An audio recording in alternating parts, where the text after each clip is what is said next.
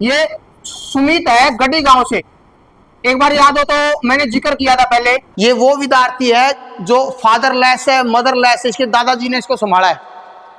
ऐसे भी एक लड़का अब की बार भी लगेगा, देखना आप चाहे चाहे ये बात नोट कर लेना, वो भी अपने पास है, उसके दादाजी उसको संभालते हैं। अब की बार तो उसके दादाजी भी पैरालाइज हो गया है, उसके फूफा जी संभालते हैं उसको।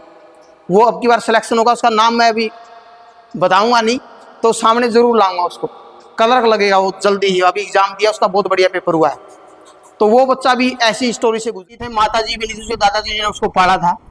और मैंने कहा भी था उस समय भी, एक लड़का और है ऐसी सिचुएशन का, अपने गुरुकुल में पढ़ता है, श्री माता जी भी नहीं है, पिताजी भी नहीं है, श्री दादाजी है जो उसका पालन पोषण करते हैं। पिछली बार भी अपने पास ही था, फाइनल लिस्ट में रह गया था क्लर्क। अब की बार भी ये क्लर्क लगा है। और मैंने मतलब एक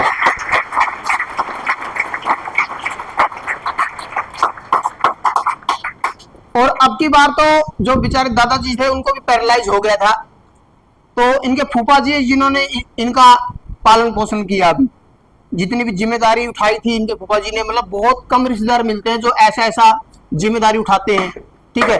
क्योंकि आजकल तो आपको पता है अभी चढ़ते ऊपर चढ़ने वाले को तो खींचते ही है लगभग। तो मुझे पहले दिन जब गुरुकुल में आए थे, इनके फूफा जी यहाँ ऑटो मार्केट में काम करते हैं, जो एसीओ का गाड़ियों के एसी है ना ठीक करते हैं, तो वहाँ पर काम करते हैं। तो इन्होंने पहले बताया, बोला सर बिल्कुल गरीब परिवार से हैं और अब तो इसको मैं ही संभालूंगा, जितना भी खर्चा लगाऊंगा मैं ही लगाऊंगा इसके ऊपर, हॉस्टल का जो भी है, ठीक है मैं ही पे करूंगा, तो इसको खींच के रखना थोड़ा सा। मैंने कहा वैसे भी इसका दिमाग ठीक है, ये अब की बार निकल जाएगा। कई बार क्या है कि किस्मत भी साथ नहीं देती, अब की बार मुझे उम्मीद भी थी इससे, भाई अब की बार निकलेगा ये। क्योंकि जब ऐसे विद्यार्थी जब आते हैं जिनकी वाक्य में कंडीशन क्या होती है, दयनीय होती है भाई, जिसपे उसको देखो, भगवान का तो अपने तो हाथ में है नहीं कोई भी चीज, ये तो भगवान के ऊपर है। अब पिताजी भी नहीं है, माता जी भी नहीं है, इनको इन्हीं बातों को बता बता के मैं दोबारा मोटिवेट करता था, भाई देखो आपको लगना बहुत जरूरी है। वो दादाजी है उसको तभी संभाल सकते हो आप, क्योंकि जब ऐसी ऐसी स्थिति से बच्चा गुजरता है तो उसको समझना चाहिए। कई बच्चे एक दो है इसमें भी मुझे पता है जिनके पिताजी भी नहीं है, मगर ऐसे आवागर्दी में घूमते रहते हैं, फुकराफंती में घूमते रहते हैं। घर की कंडीशन देखकर अपने आप को कंट्रोल किया करो, पढ़ो। ऐसे ऐसे विद्यार्थी जब निकलते हैं ना तो बहुत मतलब अंदर से हमारा मतलब रोंगटे खड़े हो जाते हैं। जितिन ने इनका फोन आया था, मैंने क्या बताया आपको, क्या बोला, बहुत अच्छा हुआ सर मेरे पाँव। हाँ मैंने इसको बताया, देखो जब आपकी मैंने रिजल्ट सुना तो मेरे रोंगटे खड़े हो गए थे, और बल्कि आंखों में आंसू भी आ गए। देखो भाई जो उम्मीद थी अपना उम्मीद में कायम उतरे। कई बार क्या है कि हम मुंह से बोल तो देते हैं भाई वो लड़का पक्का लगेगा, तो ये भी अपने आप खुद के साथ ही चैलेंज था भाई ये निकलना चाहिए। तो अब की बार इससे फुल उम्मीद थी, इसने मेहनत भी अच्छी कर रखी थी, दोबारा भी अपने पास ही आया था, अभी ये गुरुकुल में था ये। तो अब की बार रिजल्ट निकला, बाकी सुमित बताएगा, इनके फूफा जी ही बता देंगे। हाँ बता दे, हाँ बोल दे, नहीं तो बता, बोल बोल बोल, कोई नहीं कोई बोल बोल, हाँ बोल। सभी को नमस्कार भाइयों और बहनों। यही है कि जो सर ने पढ़ाया था सब कुछ वही आया हुआ था, और सर ने बहुत ध्यान दिया, मैंने भी बहुत मेहनत की, बस यही कहना चाहता हूँ। जो सर ने पढ़ाया था वही आया था।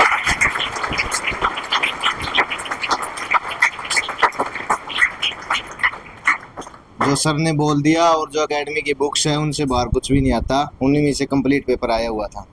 और सर करीब करीब मैं 50 में से 46 से 47 क्वेश्चन ठीक करके आया था सर।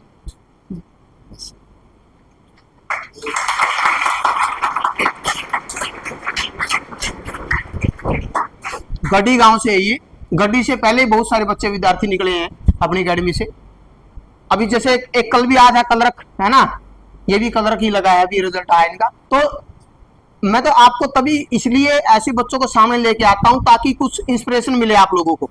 बहुत सारे बच्चे ना छोटी मोटी गलतियां मतलब ऐसे बहाने बनाते रहते हैं, सर मैं बीमार हूं, अभी भी मेरे से 2 बच्चे छुट्टी मांगे गए, सर मैं बीमार हूं। हम बीमार क्यों नहीं होते? आपने कभी हमें देखा है छुट्टी मारते हुए? यहां पर आप बीमार नहीं, आपका दिमाग बीमार हो चुका है। हम बीमार होते ना उसके बाद भी हम क्लास नहीं छोड़ते, सोचते मैं कोई बात नहीं 2 घंटे बाद रेस्ट कर लेंगे, ठीक है। तो ये हमारी कोई बीमारी नहीं, अपने दिमाग की बीमारी होती है। बच्चा सोचता है अब जल्दी घर निकल जाए, कल छुट्टी है, जल्दी घर भाग जाता हूं, क्लास मिस करता है, टेस्ट मिस करता है। जो बच्चा है खुद से बहाने बनाता है ना, वो कभी भी कामयाब नहीं होगा, बता देता हूं मैं आपको। छोटे मोटे जुकाम को आप ऐसे हैवी लेते हो जैसे कैंसर हो गई हो, जुकाम अगर हाँ सर जी जुकाम हो रहा है, उसमें भी घर भाग जाता है। ये अपने आप से बहाना बना रहे हो, और कितने दिन बहाने बनाओगे। पंचवर्षीय योजना हो जाती है, लोगों को तैयारी करते करते नौकरी नहीं मिलती, क्योंकि उनकी नीयत साफ नहीं है। जब बच्चे की नीयत साफ होती है ना, वो नौकरी लगता ही लगता है। और जिस बच्चे ने मन में ये ठान लिया कि मुझे लगना है, मुझे जाना है यहाँ से, परमानेंट निकल के जाना है और नौकरी लग के जाना है, तो बच्चा निकलता ही निकलता है। मेरे पास से मतलब सप्ताह में एक दो बार वैसे ही फोन आ जाता था सर का कि भाई हाँ कैसा चल रहा है बच्चा, हाँ ठीक है जी, शरारत तो नहीं करा, कोई बात नहीं, शरारत करेगा जब मैं अपने आप कंट्रोल कर लूंगा। मतलब कई पेरेंट्सों का तो सीधा फोन आता है डायरेक्ट, सप्ताह में एक दो बार, सर कैसे चल रहा है, पूछते रहते हैं भाई। और कई पेरेंट्स वैसे एक बार फीस जमा करवा दी, हाँ सर जी बच्चा आता नहीं है, भाई तुम संभालो, आपकी जिम्मेदारी है सर जी। अरे भाई आपका भी कोई फर्ज बनता होगा, ये थोड़ी भाई पैदा किया और हमारे पास ही छोड़ दिया।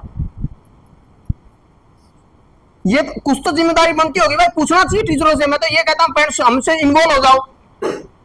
ये पता नहीं करते हुए बच्चे ने नंबर सही दे रखा है या नहीं दे रखा है।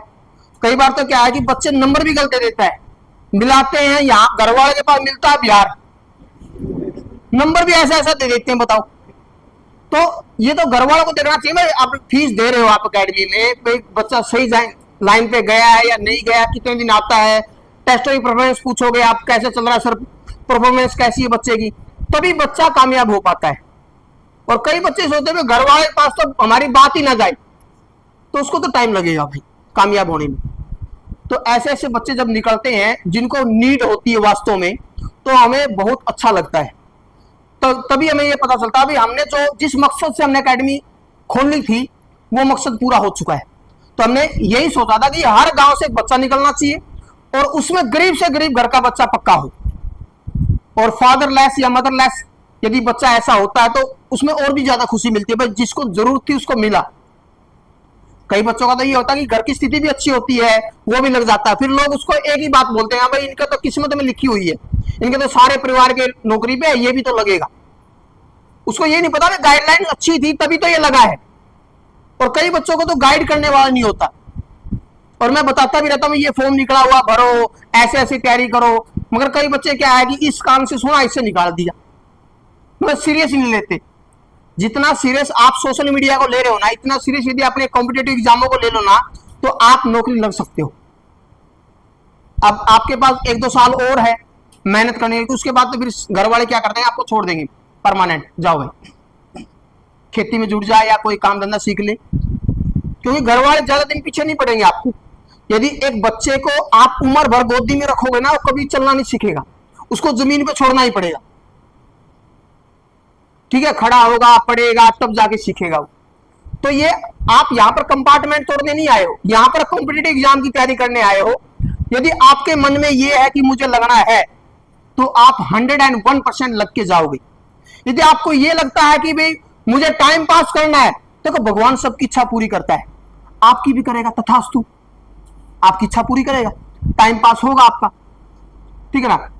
तो और सुमित को ही बोला था इनके फूफा जी ने, देखो भाई मैं तो है ना अब की बार देख लूंगा, आप पढ़ोगे तो ठीक है, नहीं अपना अपना घूमना, किसी मजदूरी करना, और बिल्कुल सिंपल से परिवार से है, ठीक है ना। तो और सबसे बढ़िया बात ये होती है आर्मी में कैटेगरी का, क्लर्क में कैटेगरी का कोई रोल नहीं होता। मैंने इसको एक ही बात बताई थी, मैंने कहा दूसरे सेंट्रल गवर्नमेंट में घुसेगा ना तो वहां पर कैटेगरी का भी फंडा है, यहां तेरा दम लगेगा, इसमें कम बच्चे होते हैं, कंपटीशन थोड़ा कम होता है, ठीक है, तो आराम से निकल सकता है। इंग्लिश भी अच्छी थी इसका, मैथ भी अच्छा था, ठीक है, तो निकल गया।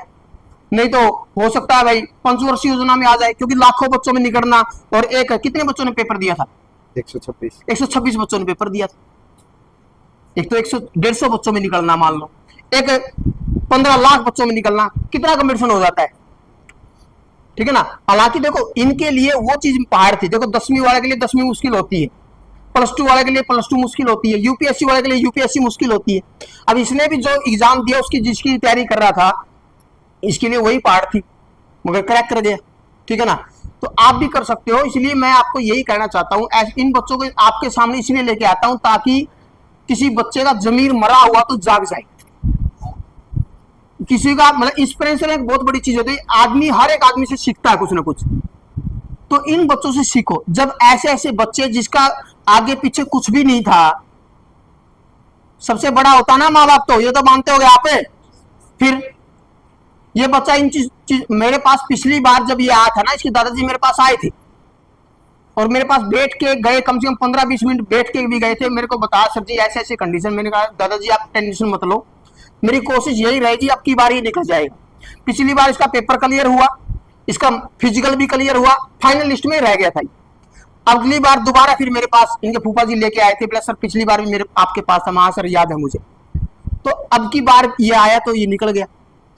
तो ये सारी बातें आप जितनी आपने मेहनत की है या जितना आपने आपके ऊपर इन्वेस्टमेंट किया है ना, वो सारा भूल जाओगे जब एक नौकरी मिल गई आपको। समझिए बात, क्योंकि एक सुख आने के बाद पिछले सारे दुख खत्म हो जाते हैं। ये तो बात आप मानते होगे। तो फिर एक सुख लेके आओ ना, बढ़िया मेहनत करो, तुम भी लग जाओगे। ठीक है ना?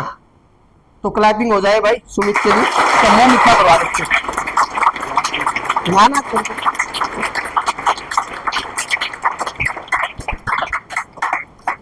सबर का फल बहुत मीठा होता है। अभी बताएगा सुमित कितना मीठा होता है ना? लो सर।